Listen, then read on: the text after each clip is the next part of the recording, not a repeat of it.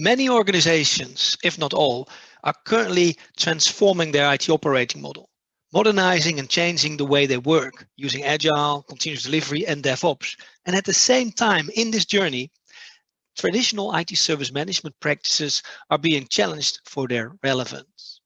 And this presentation is about the topic, how can you combine DevOps and IT service management? Because, spoiler alert, DevOps will fail without modern IT service management. Good day, my name is Rob Akershoek, working at Verition Partners and chair of the IT for IT Forum. Now, let me start with a story, true story, by the way. This is a story that many organizations are going through at this moment. And after 3 or 4 years in their DevOps journey, this is what's happening. So once upon a time, there was an IT organization and everyone was working very hard. Until one day the business asked, what are you all doing? Why is working with you so hard? And why does it take so long to get things done? And why are you so costly? And so IT decided to do things differently, transform themselves, right? Using agile practices, agile backlogs, Kanban boards, DevOps, continuous delivery. And it was fun working in sprints, planning poker, having daily stand-ups and drinking coffee and so on. And initially, this also seemed very successful, and teams were able to deliver much faster than ever before. And you can hear that, right, in the seminars where teams are explaining that are now much faster and better than ever before.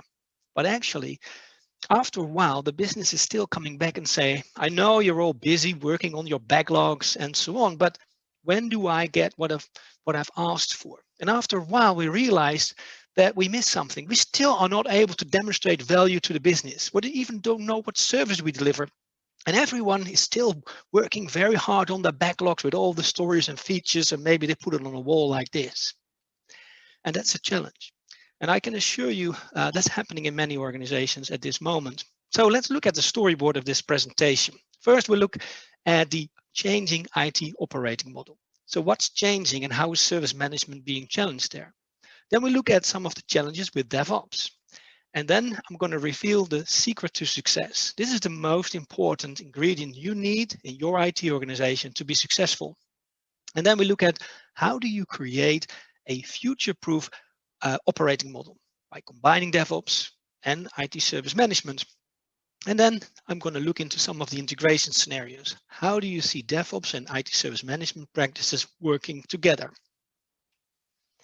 Now, let's have first a look at how IT service management is currently being challenged. So we see many different changes, right? We see the development model is changing to Agile and DevOps, where we have a team organized or a product basically, where a team is fully accountable for the end-to-end life cycle of a product. You build it, you release it, and you manage it and improve it. At the same time, the release model is changing. So from yearly releases to more frequently released like bi-weekly or weekly or even daily by using continuous delivery practices. And we see that traditional handovers or traditional service management practices need to be catered for this continuous delivery mode. We see the practice model is changing from traditional ITIL process focus like incident or problem or change or config management, service level management to more practice-based to more value stream-based. And what do I mean by that? We need to organize and optimize value streams. Instead of optimizing a practice or a process, you need to look at the bigger picture. So for example, detect to correct. You need to monitor your service, be able to act upon quickly, resolve issues before the customer is affected. So it's an end-to-end value stream you need to optimize. That consists of multiple practices, processes, and tools like incident management, monitoring, config, service level management. So instead of optimizing processes, you need to optimize your value streams. Hosting model is changing. We move into the cloud and containers. That also dramatically changes the way we work together. Like DevOps teams now become responsible for infrastructure configuration and selecting the right components in the cloud. But also config management is challenged by continuous change in the configuration in the cloud, turning things on and off. So the configuration management practice needs to modify. Our architecture is changing, right? From more component-based, moving to more component-based and platform-based services where we can release and change a component more frequently. And we have more APIs. So now suddenly we need to think about how do we manage components? Is that a product? Is that a service as well? How do we manage APIs and things like that? The sourcing model is changed. From traditional large-scale outsourcing deals organized for network, hosting, and so on, we get more specialized service brokering models. So we now become a service broker. We have to engage with many vendors in the ecosystem using their specialized services and expertise. So we need to be much more open and working with many more vendors. So service management now needs to interact with many more vendors in the market. Our support model definitely needs to change from a tier-based support model into more skill-based and self-service and self-help or community-based support. Organization model is changing, right? And from a hierarchical organization to more like swarming and teams that are working together in a collaborative way to fix issues. And lastly, data-driven IT. There's a lot of data in IT organizations we don't leverage today. We don't know the cost, the risk, the value. We don't know where configuration, where services are running, who's using it, and so on. We need to look at the data and leverage the data to take more clever decisions. That's a key trend coming up. And service management now needs to focus on this data as well. Now, DevOps is typically starting from a development perspective. Often the current development teams are promoted to a DevOps teams. And what's happening? Immediately they're starting to challenge IT service management. For example, look at the CMDB. Your CMDB, they say, it's never been up to date and it's not suitable for this new cloud ecosystem where we turn things on and off all the time. So forget your CMDB, we do it differently now. Or why use your IT service management system to register incidents and problems? We have our own backlog tool and we want a single backlog to work from. We don't want to work in your service management system for ticketing and on our backlog tool where we manage epics and stories. Or why do we register a change in your service management system? Where we need to wait on CAP approvals. You don't have any information in your service management system to really assess the risk of a change anyway. And we manage change in our CI/CD pipeline. So there we need to build the controls instead of your service management process. Or why use your current monitoring that you have implemented? It's nice for the legacy, but in the cloud, everything's really different. We want observability tools. We want to build our own monitoring. We need collaboration and communication tools. We need AI ops and so on. So they're starting to challenge IT service management, why they are so lagging behind, why they don't have the fancy and collaborative tools we need to support services. Now let's have a look at DevOps and some of its challenges. And we all know DevOps is really about eliminating the silos between Dev and Ops and eliminating the handovers needed like knowledge transfer. We have a DevOps team that is accountable for the full life cycle of a product. You build it, you run it.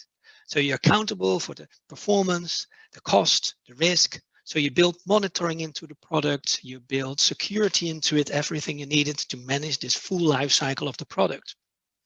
But in many organizations, DevOps is becoming the new silo because we see all the different DevOps teams focusing on their own product, having their own backlog, having their own tools, their own ways of working, where it's difficult to share data and understand what's going on. Because in many cases, the DevOps teams don't have a product, but they just work on a component part of a bigger service, an end-to-end customer journey, for example. So that's where IT service management plays the vital role, to understand the service delivered to the business and the value and the risk, and how the different products and product teams enable that end-to-end service. So it's really about the glue, bringing all the DevOps teams together, creating this end-to-end service. As an example, right, so I'm trying to place an order on a website and there's an issue.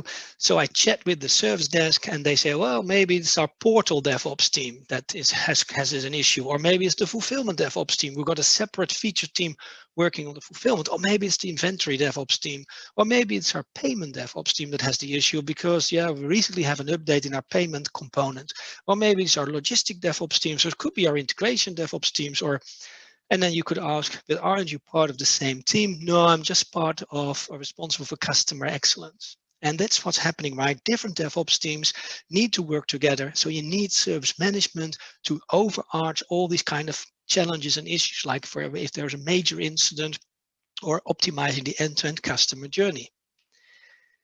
Now, another DevOps dilemma, is this formula. So each of the teams is fast, and we see that, right? On seminars, every company that presents there, they show how good they are in DevOps and how efficient the team and fast they can deliver. Yes, it's probably true on a team level. A team can deliver fast, but if you look at the whole, the enterprise as a whole, it seems to be slower. Strategic change is now becoming more slower than ever before, because now I need to make sure that those strategic themes are translated into stories of all the different backlogs of all the different teams, and then they have to deliver together. It is very difficult. Also, the complexity of the entire environment is going up. The costs are going up. Compliance and risk are going down in a sense of what's going on with risk. Where are my compliance issues? So this is one of the challenges in DevOps if you scale it. And that's where my next slide is about. Because I found out the hard way after the last 10 to 15 years, what is the most important secret for a successful IT organization? And I'm going to reveal that now. If there's one thing you should do to improve your IT organization, it will be the following. Because I can assure you, this is the most significant part of making and delivering a successful digital organization. And what is that ingredient? That is about transparency and traceability. In this new digital environment, the only thing that really counts is creating transparency, creating visibility, and traceability of everything that's going on in the IT organization for the business. So meaning understanding the value delivered, understanding the cost, understanding the risk. For example, understanding how demands flow through the IT organization. There's a backlog created, updated, developed, test, it's deployed. We have monitoring, an incident is created, an incident is fed back into the product team again to fix this. End-to-end traceability is at the foundation of any successful IT organization. If you don't have this, you forget it. It will not be a successful IT organization. And the problem is that creating end-to-end traceability needs to be designed. It needs to be thought of. It is not a result of an implementation with fragmented tools, processes, and data. So you really need to design end-to-end traceability into your operating model, which is underpinned, as you can see at the bottom, by the service and product background, which I will talk about later. Understanding the products you deliver, because the products and service you deliver provide the context for any traceability. Now, let us discuss how we can create a future-proof digital operating model. But before we do that, I would like you to listen to a song that I've created.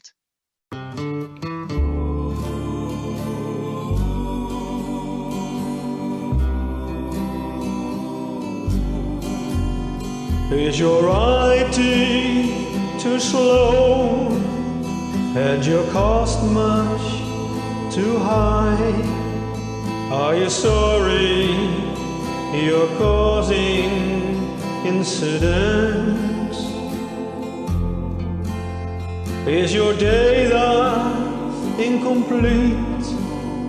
Do you rely on spreadsheets? Is your CMDB not up to date? Do your people feel stressed, stuck in a black hole? Do you feel so insecure and out of control? Does your business complain? Are you going insane? Tell me now, is your IT too slow? And I realize now that we let the business down and we drifted apart. We organized ourselves in silos and fragmented teams, tools and data. And yes, we did our best, always busy to improve processes and implementing new tools. But somehow we never took the time to define a strategy and vision of how everything should be connected. And now we recognize we have to change all that. And the good news is that...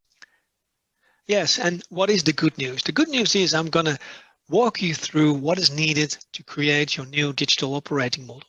First of all, let me start with this picture.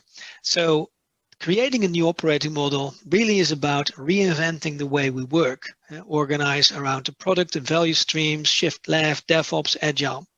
You know the components, but also modernizing your IT management platforms, the tools you use, modernizing the integration and the data flows between the different solutions, and of course, restructuring the way we organize around teams with the right set of skills and competencies. Now, as I mentioned in the song, a lot of organizations still lack a strategy and vision of the target digital operating model. And as a result, they're starting to implement fragmented improvements like test management, deployment, backlog, cost management, risk, security monitoring, the CMDB improvements, a lot of fragmented improvement initiatives. But to really structurally improve your IT operations and your digital workflows, you need to create a vision and a bigger picture. You can call it a kind of a digital delivery blueprint.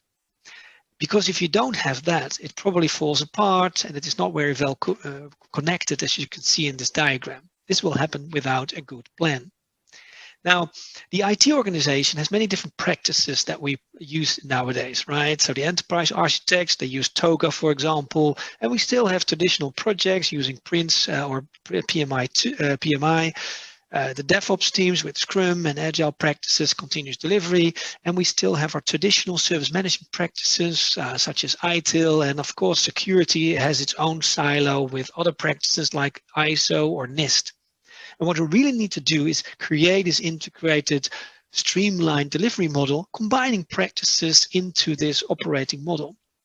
And one of the key components that I think you need to design a digital operating model is using DevOps practices and Agile, ITIL practices for service management, and integrating that all together in an integrated digital delivery model based on IT for IT, which is really talking about the capabilities you need, the integrations and the data flows to build this integrated delivery model. Now, I would like to show you briefly what does this end-to-end service value chain look like, because what is very important in your digital journey is that you create this bigger picture. And this is a kind of a canvas you need to build in your own IT organization as well. Look at what is needed from a capability and value stream perspective to deliver IT services to the business and demonstrate the value of services to the business. So it consists of a dev and ops perspective, and it actually consists of 4 main value streams, as you can see in this diagram, which is also underpinned by a number of supporting capabilities to manage your financials for IT, getting cost transparency, manage your workforce, your skills and competences, vendor and contract management, and the integration with your vendors and risk and compliance. But let me start with the first value stream. The first value stream is strategy to portfolio, which is really about managing the portfolio of services, understanding the cost and value and risks, and continuously improve my portfolio, which include portfolio rationalizations or technology depth. It captures new demands from the business, balance that with existing change on my portfolio, enterprise architecture where we create target state and roadmaps. It's really about creating an investment portfolio and a portfolio backlog of the key strategic epics and themes I need to invest in. So it looks at the bigger picture, but also looks at all the products and services and trying to improve them. The next value stream is all about an individual product or service and have a team that continuously develops and improves that service, about continuous delivery. It's about having a backlog around the product, development, testing, deployment. And once something is deployed and validated, we can put it in an operational environment where we see the request to fulfill value stream, enabling repetitive deployment and fulfillment activities, but also creating a service and request catalog that is published to the business so that the business can have a consumption experience where they order and request services. Think about an end user or a user entering the organization, and they typically need many different services to be subscribed to. Maybe it's like the HR onboarding, maybe it's email service, business application they need access to. So we need to organize all these repetitive changes in a request catalog. So it's very important in the DevOps world nowadays that we spend more time on this request to fulfill, because it's often neglected by the DevOps teams. So the DevOps teams become accountable for providing the standard requests in their catalog and automating these requests for their services so that we can provision that and make them available to the business. And then once services are deployed in production, we also need to monitor the services and preferably proactively identifying issues and resolve them before the business is impacted. And that results into maybe a problem that needs to be fixed, and the problem is sent back to the development teams, or basically it's the same DevOps team, but then in the requirement to deploy value stream again to resolve it and fix it and deploy this. And this all underpinned by a common service model backbone, where we see the services and products that we deliver to the business.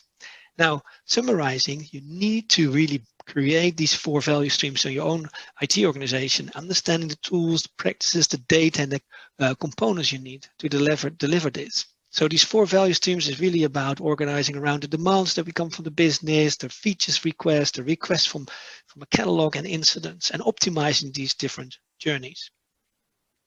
Now, if you look at plotting the practices to this service value chain, you can see that DevOps is, covering a lot of these capabilities, but there's a lot of gaps. DevOps typically doesn't talk about requests to fulfill, like having a service catalog, cost management, or risk. It doesn't cover portfolio management very well, or knowledge management, self-service support. So we need to typically combine different practices together, like agile development, continuous delivery, ITIL for the service management practices, scaled agile framework like SAFe. And combining these practices into this overall delivery model is important. So you can leverage best practices, but at the same time create an end-to-end automated and optimized delivery model. But it's also important to understand is that we should not optimize individual practices, processes, or tools, but should focus on the value streams, as I mentioned, and the different journeys that go through these value streams. So it's very important in your own organization is to think about what are the key journeys I need to optimize, key DevOps journeys. And let me illustrate some of those key journeys. The big journey is about a new demand or idea coming in, and we need to deliver value to the business. So it's about capturing the demand, evaluating, maybe there's enterprise architecture involved. We take the decision to do that. We organize a team, we set up an environment, we create an MVP, and we deliver the first value. And after that, we continuously improve. So it's really about end-to-end journey to be improved. It's not about improving test management or monitoring by itself. It's really about how do we enable this end-to-end journey by the right set of processes, the right set of tools, and the right set of practices. Another journey, for example, is we have an incident that is detected, for example, through monitoring tools. We automatically do root cause analysis. We try to initiate an automated remediation that typically requires requests to fulfill, where we have the automation for standard changes, like maybe it's restarting a server, adding capacity, or modifying configuration parameters. And it's about this end-to-end journey from incident to resolution. And it's not about monitoring incident or change by itself. It's about connecting all these capabilities together. And then problem fix as example. Let's say we have a vulnerability that is detected in detect to correct. The security vulnerability needs to be fixed. To fix something, we probably need to create a fix, which is all about requirement to deploy again. Modifying the code or modifying the service, providing testing the fix, then deploying it through the different environments, and the problem is resolved. So understanding and optimizing this journey of a problem fix, or continues to deliver new features. So new features and demands come in, we create a new release, and that provides additional value. So it's really about end-to-end traceability, optimizing these journeys to, in this case, generate new features and create new added value. Or as I mentioned, the request to fulfill like journey, like we request a service from a catalog, maybe it's additional capacity, maybe it's access to a business application, or a join a move a lever process where new people are onboarded on the business side. And this includes enterprise service management as an example. If a new employee is onboarded, it could relate to HR, facilities, and IT, and having that consumption experience through request to fulfill. Now, implementing these end-to-end journeys is pretty complex, right? Because It's an end-to-end tool chain requires a lot of different components, and it's not about the tools. It's about how do I optimize these journeys again. But it requires the carefully selection of the right products and tools that need to be integrated, because each of the tools come with their own data models, their own practices, and their own way of working. So it's very important to think about how do I create this integrated delivery capability, selecting the right components that can be integrated and have a common shared data model. And to illustrate it a bit, I created this picture, which is really about showing the complexity of this end-to-end delivery toolchain, because you need to understand that digital end-to-end toolchain and practice model is pretty complex, right? So it starts with the product portfolio backlog, where we capture demands, enterprise architecture, we have our team backlogs, we have the source code, the build, the pipeline, we have test management, we have monitoring, including security monitoring, for example. We have the event management and AI ops platform, our service management system, where we have service management like incident and changes, the CMDB, our self-service portal and notification, and of course, reporting and dashboards. And what you could see is that all these practices together need to be integrated, because again, we need to optimize these end-to-end journeys. Now, you could argue this is much too complex for me, and my organization is not big enough or large enough to achieve this. But I can assure you, there's nothing on this picture that you can eliminate. Everything here on this picture is what you need. Whether you're a small organization or large, you need to have these capabilities. And the way to do that is thinking about how can I simplify this end-to-end picture by selecting the right practices, the right set of tools, but there's nothing that you can eliminate. So it really requires you to create a plan of how everything end-to-end can be optimized across this entire value stream.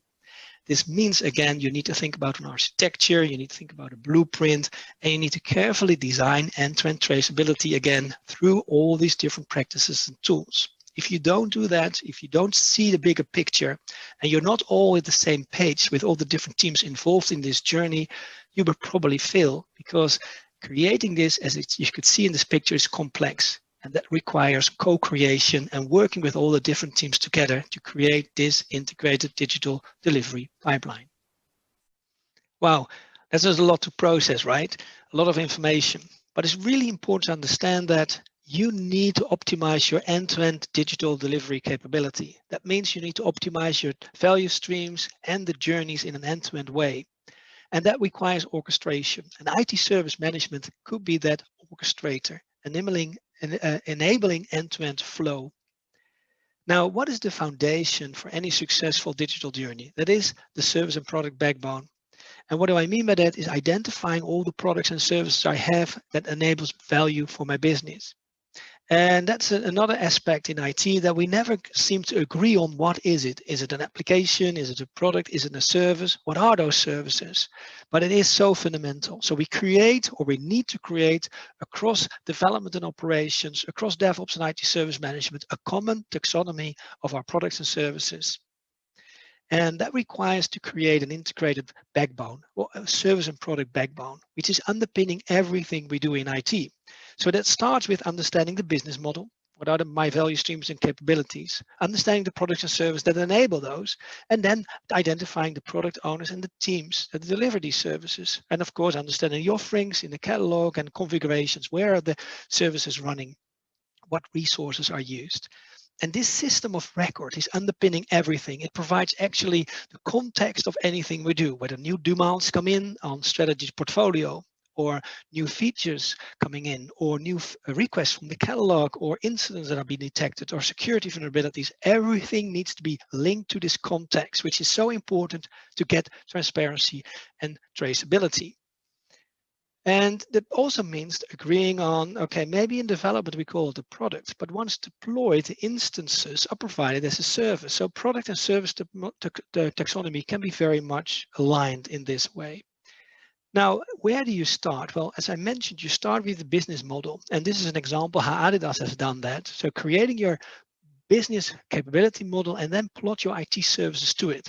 It's a top-down approach. You really need to start understanding how business works, understand how IT enables that. If you do the other way around, like many digital journeys, they start with the teams and then understanding the products they deliver bottom up. That doesn't work that way. It will create chaos and a complex architecture.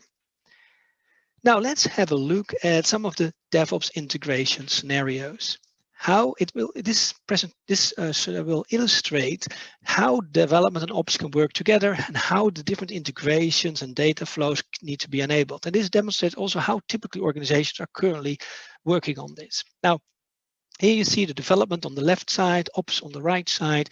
Then it typically starts from the backlog. Let's say it's in Jira or Azure DevOps with the stories, which is tightly linked into the CI/CD pipeline where we develop, test, and then deploy our services.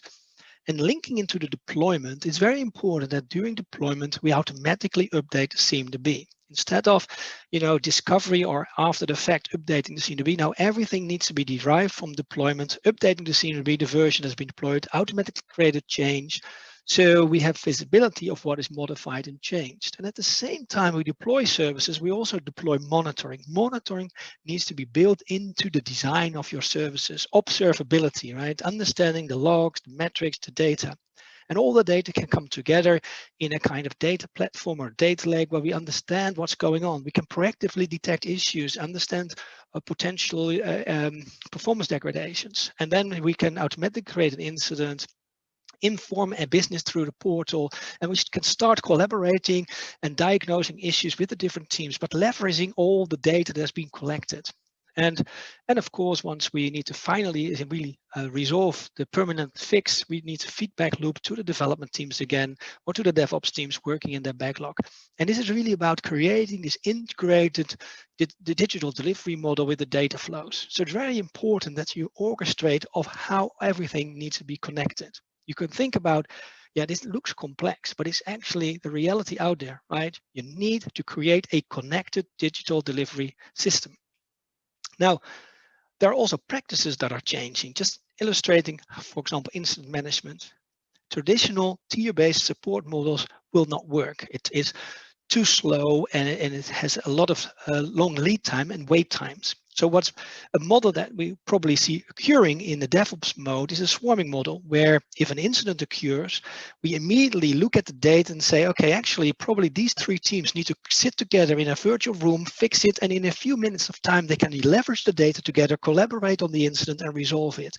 So it's really about connecting the data together, connecting the people together to resolve issues. It's a different ways of working and also different kind of tools you need for that, collaborative and data sharing.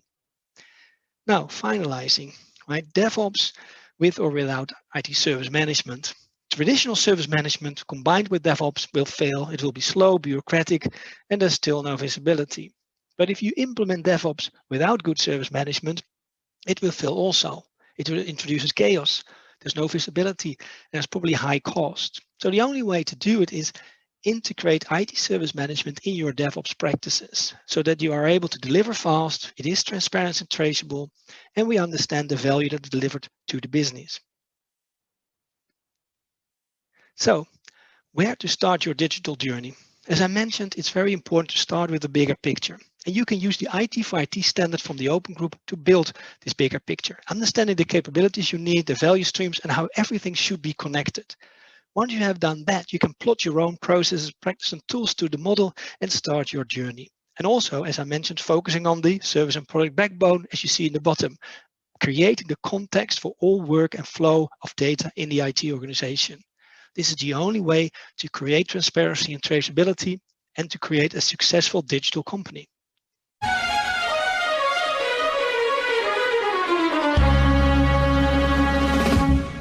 This is a DevOps world. This is a DevOps world. But it will be nothing without IT service management.